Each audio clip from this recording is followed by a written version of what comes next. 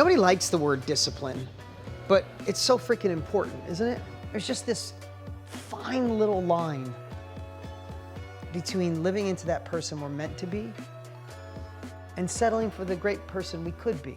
And I think we just have to find that line and find the disciplines that help us go to the next level. But how do you go upstream a little bit and find a way to make discipline more fun?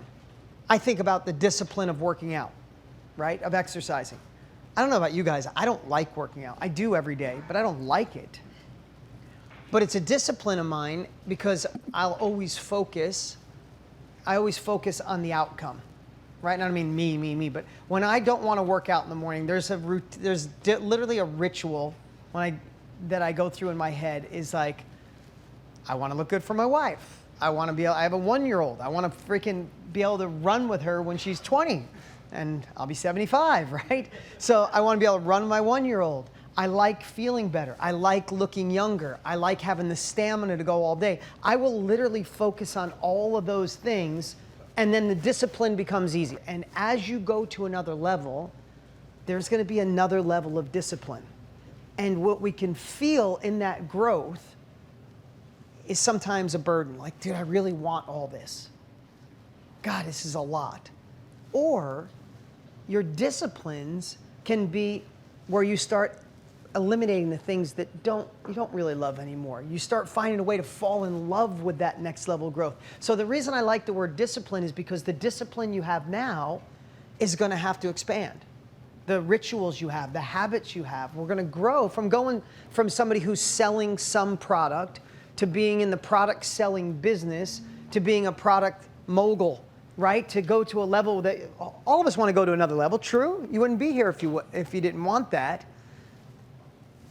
And I was thinking about how it's changed over the years. And again, please, when I share a story, it's not to say how great I am. I've failed as much, if not more than most of you here, and I still have stuff I work on every day. But I was thinking, I haven't told anybody, but I've been skiing for 2 years. I've never skied in my life. But anybody have teenagers who have gone through the teenage years with children, right? You know, it is so easy to lose them at the teenage time. Great kids, but just independent, doing their own thing. And somebody gave me great advice. Find one thing with each kid that you got your jam. So when they're in teenage years or that you got this one thing in common. My boy wanted to ski, so hell yes, I'm gonna learn to ski. Fly to Utah a couple times, and we got a house in Flagstaff, and last year we skied 6 times together.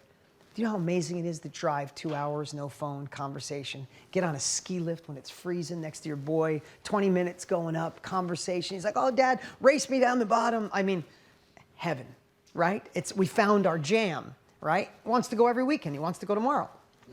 So we flew to Utah twice already this year, and we went up to Flagstaff last week. Now, I'm okay, but I've been skiing 2 years. I still have to, it gets too steep. Who skis?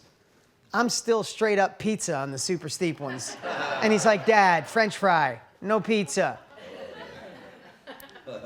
So we get to Flagstaff, it was 4.5 weeks ago.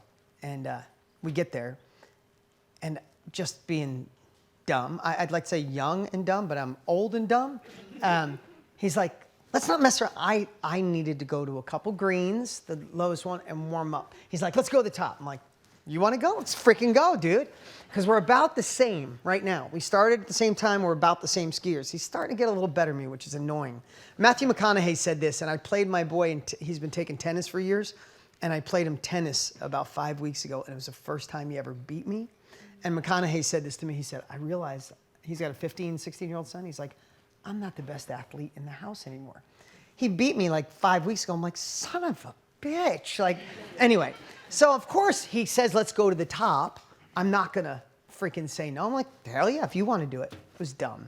So we come out, and the first part is like straight down. I freaking get twisted up. My freaking ski goes this way. My boot didn't unlock, and I knew I twisted my knee so bad. I tore my ACL in half 5 weeks ago. It's broke. It's tore right now. And as soon as you know what? Has anybody ever done that or something close to that? Like, you know when it's like not a normal, like, it just is weird, like you want to vomit because you know something broke. And I couldn't move. And I'm laying there, and I'm like, so the ski instructor comes down because my helmet flew down the mountain. My ski pole's down. I'm like so embarrassed. My son's like, You coming? I'm like, no, I don't think so. So I'm telling you a story for a reason. So now, as a man with ego, they're like, can you get down? I'm like, yeah, I'll get down the mountain. I'm not going in that freaking sled. I'm just not doing it. And I go to stand up and I can't even put pressure on it. And I limped. I took the pole and I limped like 20 yards down, and I'm like, I got to get in that stupid thing. So I had to get skied down the mountain, and my son's behind me, and like I literally flipped my son off. I'm like, because he was laughing at me, right? So I get to the bottom, and long story short, I'm hoping it's not that. I go get an MRI. It's torn. I go get one opinion, and the guy does all the Phoenix Suns, and everybody's like, yeah, let's get you in 2 weeks. We take it out of your thigh. You guys, I don't know, but they take it, they wrap it, and then they do the surgery for a new ACL. He said, let's schedule you. I'm like, okay. And when you tear your ACL, my leg was stuck like this, like I couldn't straighten it, right?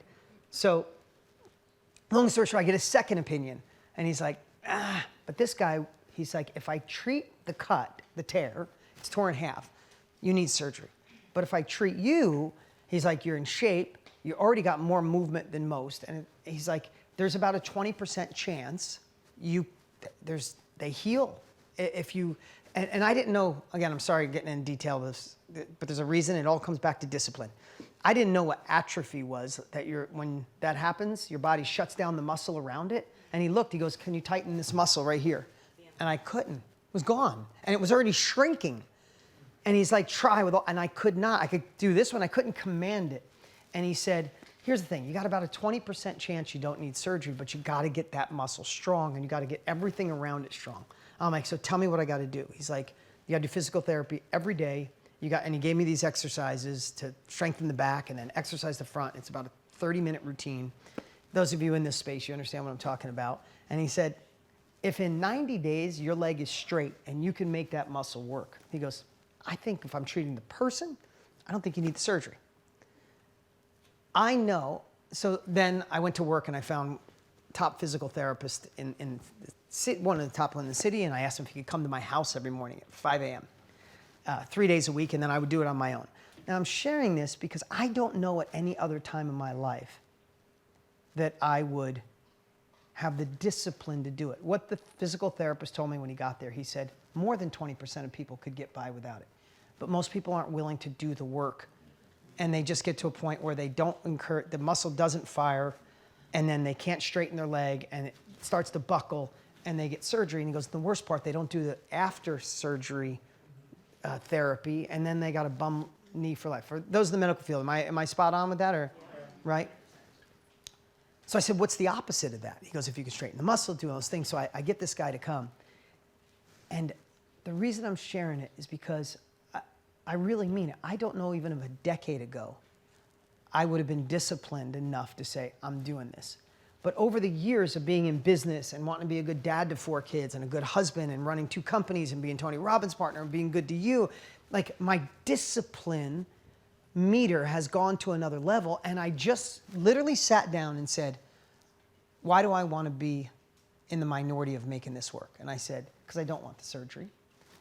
I want to ski with my son. I have a freaking 3-year-old who can't wait to ski, wants to go ski this weekend. I need to ski with that kid, right? And I wrote down all the things. I'm like, my wife's a little bit younger than me. I don't want her looking at an older man limping. Like, I'm not going to be the guy limping, right? So I just wrote down all this shit of like, I tell my wife all the time, you're going to catch me. We're going to be the same age soon. Like, I always joke with her, right?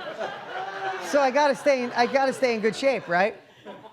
She was about 8 weeks into our second baby. She's like, I think we're the same age now. I'm like, yeah, problem.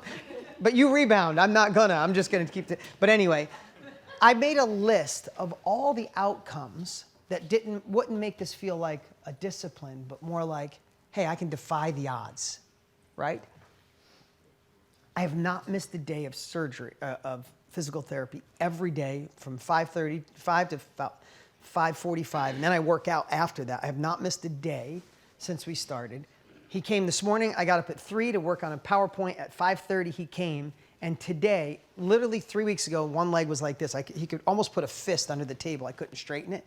Today, my legs are completely even. I got no more atrophy. I can make a muscle here. I'm squatting as much as I did, and it's not loose. And he said to me today, he goes, this takes 90 days. He goes, you're done. You will never need surgery. Wow. Now, yeah. So it sounds like, look at me. I'm just saying, the only reason that stuck is because I literally had made a list of all the reasons I need. So when I don't want to do therapy and they put the thing on and zap it, and he puts this freaking, anybody ever, like they put a belt around your leg and pump the air so you can't have any circulation in your leg, and you're trying to do squats with it on, it feels like your leg's gonna explode. Like every morning I hate it, and I'm like, my wife's not gonna see me limp. I'm gonna ski with my kids. My wife and I are gonna be the same age soon. Like literally I repeat all this shit and I'm like, put more weight on. And today I was like, no, I got more, do more. And he's like, you are obsessed. I'm like, no, you told me only 25% of the people. That is an amazing challenge where I know most people would say only 25%, I probably should get that surgery.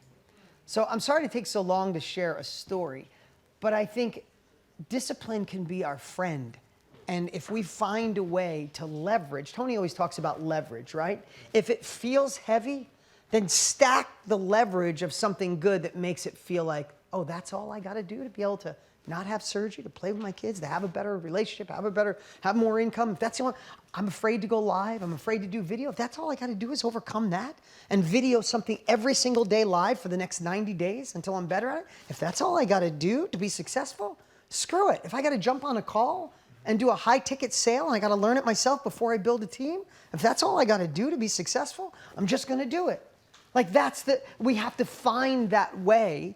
We have to find that way of saying, is that all I gotta do? Because the rewards are so great, and most people don't get the rewards to the other side. They get to the 5-yard line, they get, and your spouse questions you, you have a failure, you're a little tight on money for 30 days because you're taking this gamble, and most people will go back and say, just give me the surgery. Let's just stick with what we got. I should be happy with what I have, right? So I think there's just this fine little line between living into that person we're meant to be and settling for the great person we could be. And I think we just have to find that line and find the disciplines that help us go to the next level.